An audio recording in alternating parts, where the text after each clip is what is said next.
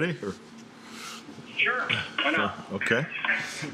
What's the nature of Aldon Smith's injury, and what, if anything, will he be able to do today in practice? Aldon jammed his neck in the game, but he's going to start in a limited basis today, and we'll see how it goes. But I don't expect it to be an issue.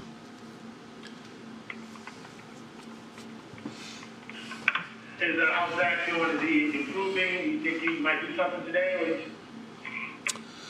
Zach, I think as he advances through the protocol, I'm sure he'll be in the conditioning phase. But yeah, I don't have an update as far as how far along he is there. What do you hope to get out of Gregory this week in his first game action? I know Mike Nolan told us a couple weeks ago that he initially was having some conditioning issue. Where is he conditioning-wise, and how much can you get out of him in his first game? I mean, that's a great question. I mean, as you know, there's always different levels and different steps of coming back, whether players coming back from injury and so forth. But I think he's looked very good in practice. So far, I thought he had a nice day yesterday. We'll see how the padded practice goes today. Where he'll be able to get through the team drills and but as far as the 48, how guys are going to be used, that's what really the week of preparations for, especially for any player that's just coming back. So far, what did you think of Randy? So far, what do I think of him? No, sorry, from afar. From afar. I mean, obviously, it jumps off. The video from afar before arriving here is just his athletic ability. His ability to bend. His twitch. He can do a lot from that position. I mean, he's not only when you talk about the rusher, but he's a playmaker. He can play in space. He can. I mean, there's anything he cannot do from a coverage responsibility perspective. So. A very versatile athlete. Have you found there are certain positions after a long layoff, an athlete can come back and perform closer to the level after that layoff, or is it just strictly the individual athlete and position doesn't matter that much? I mean, that's an interesting question. My immediate response would be I think it's more, about the athlete, about the individual. But I think trying to give insight on. By position would be, frankly, I think you'd have to take it a step further, and not only by position, but by the level of responsibility and the role that you want them to play on your team. But yeah, but just to give you an answer, I would say it's more of an individual basis. I know Aldon had 3 sacks against Seattle. We haven't had some sense, and Lawrence has 1 sack, and Griffin has 1.5 sacks. What's been the problem with those guys consistently getting to the quarterback? Well, I think the first thing you have to recognize and look at is the type of games we've been in. How many, and then take it, the production on normal D&D. Obviously your defensive production on normal down and distance, first and second down, usually lines up with how much pressure you're getting on the quarterback, because the pressure downs come in the passing downs, the second and longs and third downs. So I think to give you an answer, I think it's more about the opportunities. The opportunities aren't there as much for our pass rush unit, and that's frankly part of our focus, and it's definitely something that we need to get done. And then really from a total team perspective, we talk about staying on time, playing on time, and changing the field position, all those things that go into winning. Time of possession, field position, turnover ratio, quarterback differential. I think those are 4 very important components of playing good team football. Mike, I'm sure you've gone against Jack Del Rio and Rivera many times over the years, but could you talk about how they're integrating their system with particularly the really good young talent they have up front with Washington? I mean, both Ron and Jack have been primarily 4-man line defenses and have coordinated some great defenses over the years, and you can see how they're doing a really nice job tailoring it to their personnel. It definitely starts up front with their down linemen. I mean, not only do they are talented and young, but they have excellent depth there too. So, and as far as what they're doing, you can see some similarities, and I think where they are as a football team, you have to always be ready, particularly for both competing against both Ron and Jack. From a schematic standpoint, you have to be ready for pressure schemes, the volume of it. So whether they've done it yet, I think it's more about the development of your football team. But they've always challenged you offensively over the years. Cam Irving had a slow start to training camp, and now he's missed the games with the knee as well. How ready is he to be able to come back in and potentially play a lot more than he's played?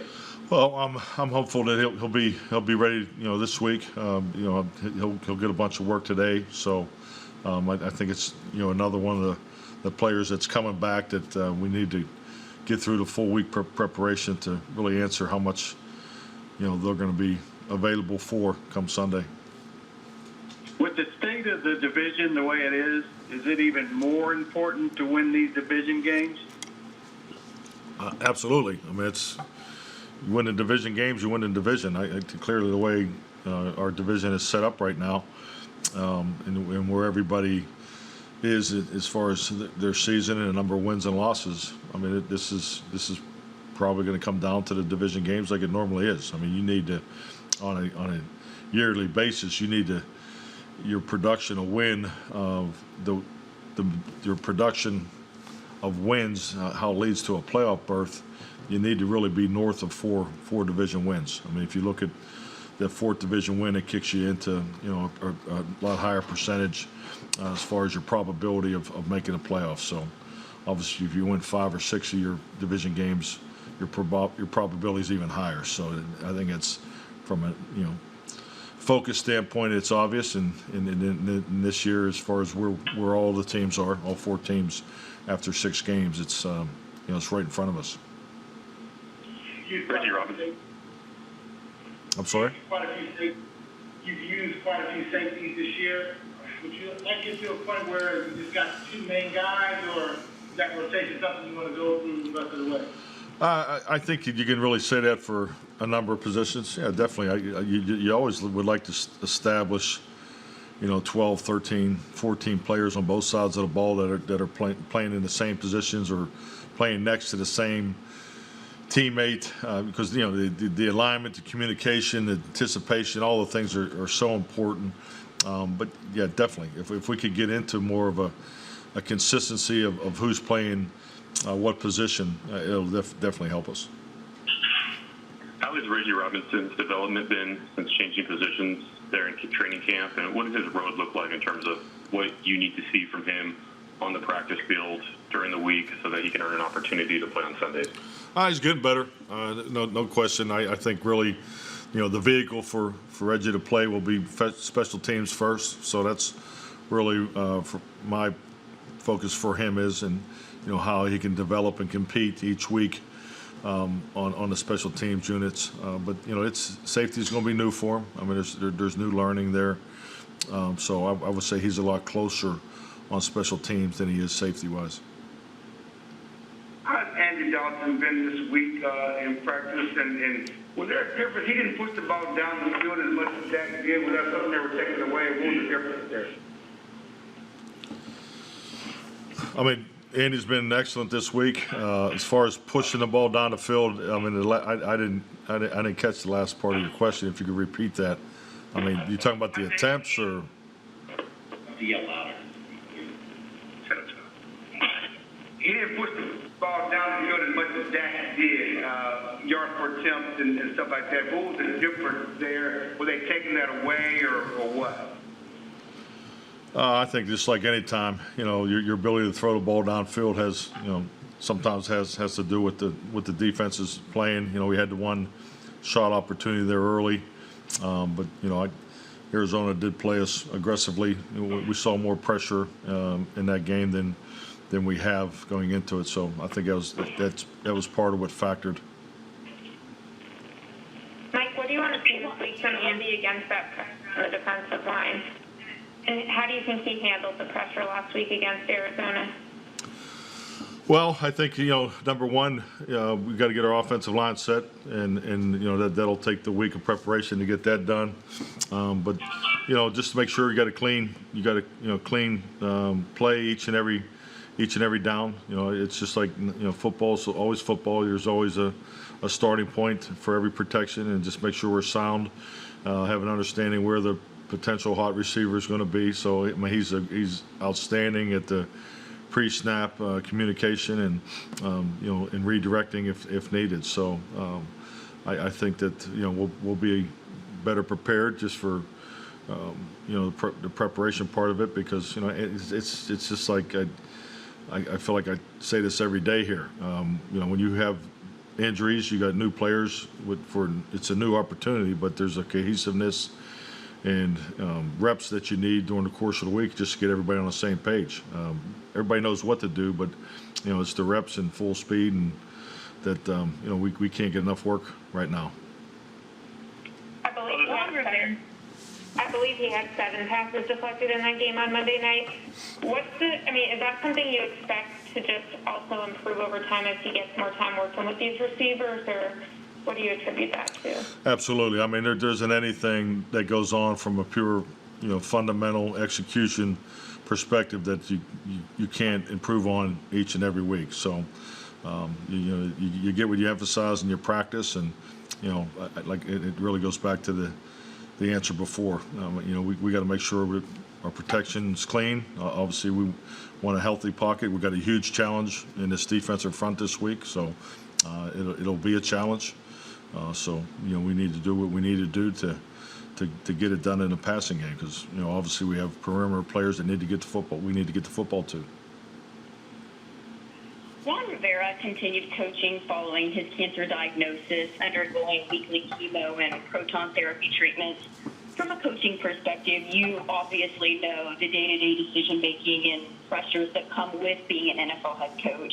How inspiring to you is his strength and just commitment to the team regardless of the personal battle that he faces? I think it's remarkable what he's doing. I just think on a normal basis, and I just think it shows so much about Ron. Don't know him very well personally, but just always admired the way he coached, the way his teams have played, and I think it speaks volumes to him as a person.